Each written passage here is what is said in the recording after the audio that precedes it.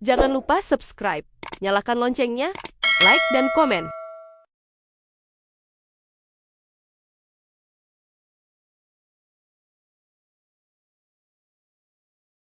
Namaku Sekar.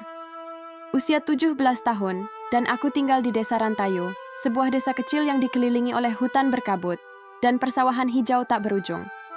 Di sini, angin pagi berhembus pelan membawa aroma tanah basah dan suara gamelan. Kuno kadang terdengar dari balai adat, meski tak ada yang sedang bermain. Hidupku tenang. Aku membantu ibu menenun kain, menjaga adik laki-lakiku yang masih kecil, dan sesekali ikut kakek ke ladang. Tapi sejak kecil, ada satu hal yang paling kusukai, menari. Aku belajar menari dari kakakku, Lintang. Ia penari terbaik yang pernah dimiliki desa ini. Gerakannya ringan seperti daun jatuh di musim kemarau, dan senyumannya selalu menyentuh hati siapapun yang melihatnya menari di tengah pelataran pura. Tapi itu dulu. 5 tahun lalu, setelah menarikan tari Wanalaras, Lintang menghilang tanpa jejak. Sejak saat itu, nama Lintang nyaris tak pernah disebut lagi di rumah. Ibu selalu mengalihkan pembicaraan, dan ayah hanya diam. Tapi aku tahu, Lintang tetap hidup dalam tiap langkah tarian yang kupelajari diam-diam dari bayangannya. Pagi itu, langit berwarna kuning pucat saat suara beduk kecil dari balai desa memanggil seluruh warga. Kami semua berkumpul, kepala adat berdiri, tegak didampingi para tetua dan pemangku upacara. Waktu telah tiba, upacara Wanalaras akan kembali digelar. Dan penari utama telah dipilih oleh Dewan Tetua, katanya. Semua mata menatap ke depan. Sekar, anak dari Nyai Wulan, telah dipilih untuk menjadi penari utama tahun ini. Aku membeku, beberapa warga menoleh padaku. Ada yang tersenyum tipis, ada yang justru berbisik-bisik sambil menatap heran. Rasanya seperti mimpi. Aku, terpilih, ibu menggenggam tanganku erat. Senyumnya kaku. Jangan lakukan lebih dari yang diajarkan. Sekar, ingat itu. Bisiknya pelan. Aku mengangguk, walau tak sepenuhnya mengerti. Hari itu aku melangkah ke panggung adat untuk pertama kalinya sebagai penari utama. Balai kayu tua yang lapuk itu terasa hidup kembali saat aku menjejakkan kaki, seolah tanah di bawahku menyambut dengan lembut. Aku belum tahu bahwa setiap langkahku akan membawa kembali cerita lama yang sudah ingin dikubur dalam-dalam oleh desa ini. Tapi aku tahu satu hal. Aku menari bukan hanya untuk tradisi, tapi untuk mencari jejak kakakku yang hilang bersama gerakan terakhirnya. Hari-hari setelah pengumuman itu terasa seperti mimpi yang membeku di udara. Pagi-pagi buta, aku sudah harus berada di balai adat, tempat latihan tari dilakukan. Balai itu terbuat dari kayu jati tua, dengan tiang-tiang yang menghitam dimakan usia, dan lantainya berderit setiap kali kaki menapak. Di sudutnya tergantung topeng-topeng ritual, menatap kosong seolah menyaksikan semua kisah lama yang tak pernah diucapkan. Nyai Sari, wanita sepuh yang sudah membimbing para penari sejak zaman ibu, menjadi pelatihku. Tubuhnya kurus, matanya tajam, dan gerakannya lambat tapi penuh makna. Jangan hanya menari dengan tubuhmu, Sekar, katanya sambil mengelilingiku. Dengar desir angin, rasakan getar tanah. Tarian ini bukan pertunjukan, ini adalah pesan. Aku mencoba menyerap setiap kata, setiap gerakan. Tapi ada yang aneh. Setiap kali aku menari tanpa berpikir, membiarkan tubuhku bergerak dengan naluri, gerakan kakakku muncul begitu saja, mengalir seperti air yang menembus celah batu. Tanganku membentuk lengkung yang tidak diajarkan Nyai Sari. Kakiku bergerak memutar seperti yang pernah kutonton diam-diam dari rekaman Lintang yang kusimpan dalam pikiranku. Hari itu, saat aku mengulang bagian tengah tarian, sesuatu terjadi. Langit yang tadi cerah tiba-tiba mendung. Angin bertiup kencang dari arah hutan. Daun-daun beterbangan ke dalam balai. Lonceng-lonceng kecil yang tergantung di pura tua, meski jauh dari tempat kami latihan, mulai berdentang satu persatu, pelan tapi pasti. Suaranya menembus hingga dada, aku terhenti, nafasku tercekat. Nyai Sari berdiri mematung, wajahnya pucat. Matanya menatapku seakan baru saja melihat hantu masa lalu. Gerakan, itu tidak boleh ditarikan, ucapnya pelan. Aku hanya mengikuti alur tubuhku, Nyai, jawabku terbata. Seperti yang Nyai ajarkan, gerakan itu adalah bagian yang sudah dihapus. Sejak peristiwa Lintang, aku ingin bertanya lebih lanjut, tapi Nyai Sari langsung mengambil kainnya dan pergi begitu saja, meninggalkan balai dalam keheningan aneh. Aku berdiri sendirian di tengah lantai kayu, ditemani suara lonceng yang masih berdentang, seperti mengingatkanku bahwa aku telah membangunkan sesuatu yang lama tertidur. Malam harinya, ketika aku pulang ke rumah, ibu menungguku di beranda. Wajahnya serius, dan di tangannya ada sesuatu yang jarang kulihat. Kotak kayu kecil bersulam benang emas yang dulu pernah dilihatku disembunyikan dalam lemari tua. "Sekar," katanya, "para tetua datang ke rumah sore tadi. Mereka minta agar kamu berhenti menari. Mulai besok mereka akan mencari pengganti." Aku membeku. "Apa karena gerakan tadi siang?" tanyaku. Ibu menatapku lekat-lekat. "Gerakan itu pernah membawa bencana, dan kamu sudah mengulangnya." Aku menatap kotak kayu itu, lalu ibu menyodorkannya padaku. "Ini peninggalan Lintang. Jangan buka sebelum kamu siap." Hatiku berdebar. Aku belum tahu apa isinya, tapi untuk pertama kalinya sejak kakakku menghilang, aku merasa berada di jejak yang sama dengannya. Dan aku tahu aku tidak akan berhenti menari. Malam itu saat semua telah tertidur dan hanya suara jangkrik menemani, aku membuka kotak kayu yang ibu berikan, hati-hati, seolah di dalamnya ada sesuatu yang bisa runtuh hanya dengan napas. Di air dalamnya, ada sehelai kain tari berwarna merah pudar yang pernah kupakai bersama Lintang saat kami masih kecil. Ada juga gulungan kertas lusuh, yang ternyata adalah catatan gerakan tari, lengkap dengan anotasi pribadi kakakku. Tapi yang paling membuatku menggigil adalah sebuah kertas kecil yang diselipkan di balik kain. Tulisan tangan Lintang, aku kenal betul bentuk huruf-hurufnya. "Jika aku gagal, jangan biarkan tarian ini mati. Gerakan terakhir harus diulang, karena di sanalah kebenaran tersembunyi." Aku membaca kalimat itu berulang kali. Perasaanku campur aduk, rindu, takut, penasaran, marah. Lintang tahu sesuatu. Dan gerakan yang aku ulang hari itu, gerakan yang membuat lonceng berdentang dan angin berubah arah, bukan kesalahan. Itu adalah kode. Sebuah pesan yang terselip dalam tubuh manusia, dalam irama gerak, dalam tarian yang diwariskan turun-temurun. Keesokan harinya, aku kembali ke balai adat. Tak ada siapa-siapa di sana. Latihan resmi sudah dihentikan. Tapi aku berdiri di tengah lantai kayu, membuka catatan Lintang, dan menari sendirian. Langkah-langkah yang tertulis di catatan itu terasa familiar, seperti sesuatu yang sudah tertanam dalam tubuhku sejak lama. Tapi ada bagian-bagian yang terasa asing. Gerakan melingkar, jangkauan tangan yang membelah ruang dengan tenang tapi tegas, dan satu bagian akhir yang tidak pernah diajarkan siapapun. Tunduk perlahan sambil menggenggam tanah. Saat aku mencoba, bagian itu, bau kayu tua berubah menjadi tanah basah, dan entah dari mana datangnya, suara gamelan samar terdengar, seperti dari balik kabut. Aku menoleh. Tak ada siapa-siapa, namun aku yakin, aku tidak sendiri. Di malam yang sama, aku memberanikan diri bertanya pada orang yang mungkin tahu lebih banyak. Pak Danu, mantan penabuh gamelan yang sekarang bekerja di ladang pinggir hutan. Dulu ia selalu menemani latihan Lintang, dan sejak kepergian kakakku, ia memilih hidup menyendiri. Saat aku menyebut nama Lintang, Pak Danu menunduk lama sebelum akhirnya berkata pelan, "Lintang tahu sesuatu yang seharusnya tidak ia ketahui. Gerakan tari itu bukan hanya simbol, itu adalah cerita yang dikubur oleh para tetua." Aku menahan napas. "Cerita apa?" "Dulu, tari Wana Laras punya satu versi lengkap. Gerakan terakhir yang sekarang dilarang dulunya adalah bagian utama. Tapi setelah kejadian di masa lalu, mereka menghapusnya. Lintang menarikan versi lengkap itu. Dan sejak itu, dia dilenyapkan, bukan oleh roh, tapi oleh ketakutan." Aku gemetar. Apa yang terjadi sebenarnya? Pak Danu menatapku dalam. "Aku tidak tahu semua, tapi jika kamu benar-benar ingin tahu, kamu harus menari hingga akhir Sekar. Hanya itu jalan untuk membongkar apa yang sudah dikubur." Aku menatap langit malam yang gelap tanpa bintang. Aku tahu apa yang harus kulakukan. Bukan hanya untuk Lintang, tapi untuk desa ini. Dan untuk kebenaran yang terkunci di balik gerakan yang dilupakan. Aku akan menari sampai akhir, apapun yang terjadi. Tapi ternyata, menari dalam diam jauh lebih mudah daripada menari dalam tatapan tajam seluruh desa. Pagi itu, saat aku kembali ke balai adat, gerbang kayu ditutup rapat dan dijaga dua pria bersarung dengan wajah dingin. Di pintu gerbang, tergantung sebuah papan kayu bertuliskan, "Latihan tari Wana Laras dihentikan sampai waktu yang tidak ditentukan." Aku hanya bisa berdiri terpaku. Di belakangku beberapa warga berbisik lirih. Itu anak Nyai Wulan, bukan? Adiknya Lintang? Apa dia juga mau menghilang seperti kakaknya? Kenapa dia nekat menari gerakan yang sudah dilarang? Bisikan itu lebih menyakitkan daripada teriakan. Tapi aku berpura-pura tak mendengar.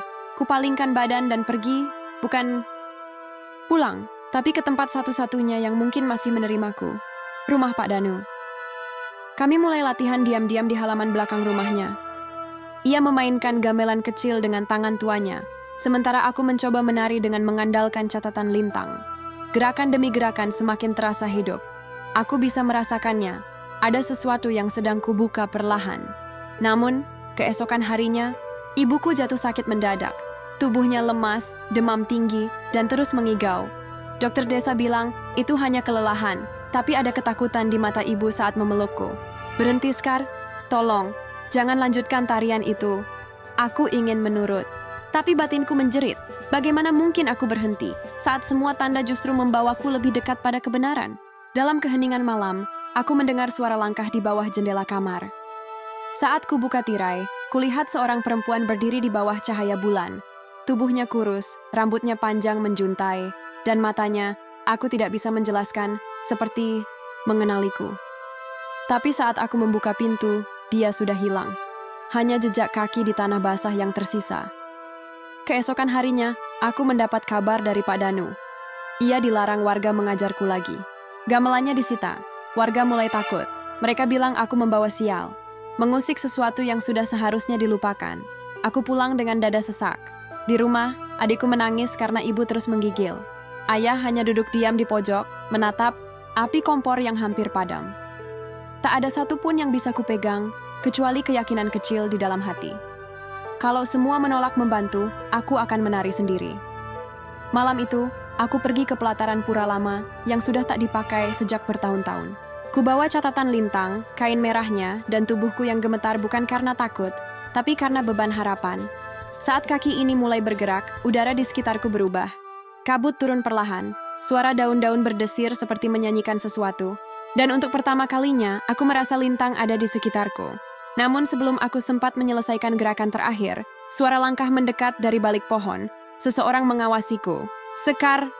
Bisik suara itu pelan, namun dingin. Kau sudah terlalu jauh, aku menoleh. Tapi tak ada siapa-siapa. Langit malam seperti menutup lebih cepat. Dan aku tahu, langkah selanjutnya akan menjadi pilihan tersulit dalam hidupku. Hari-hari berikutnya berubah menjadi musim sunyi yang panjang.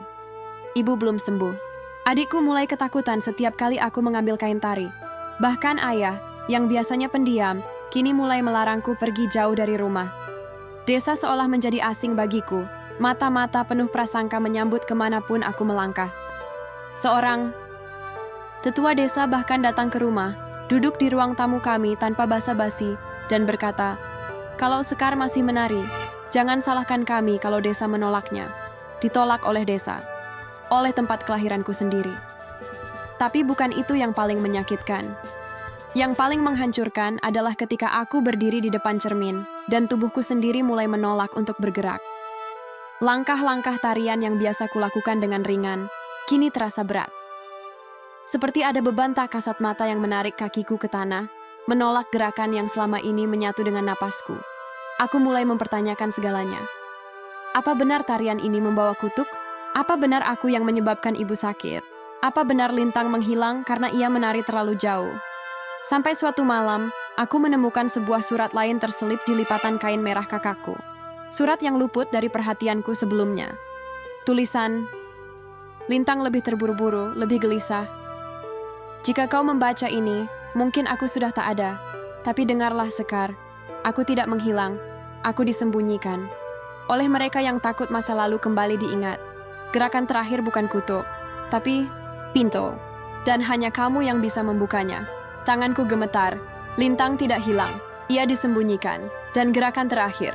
Bukan kutukan, tapi kunci. Aku terduduk lama malam itu, menatap bulan yang separuh tertutup awan. Di kepalaku, semua jalan buntu. Aku sudah kehilangan pelatih, dukungan desa, bahkan keluargaku mulai goyah. Tapi di hati kecilku, satu pintu belum tertutup. Menari sekali lagi. Sekali, dengan seluruh jiwa. Tapi, risikonya besar. Aku tahu, jika aku benar-benar menyelesaikan, tarian itu, aku mungkin tak bisa kembali ke kehidupan lama. Bisa saja seluruh desa menolak keberadaanku. Bisa saja sesuatu yang lebih besar dari yang kubayangkan terbuka dan menelanku. Namun jika aku menyerah, Lintang akan selamanya tinggal di balik bayang-bayang rahasia ini.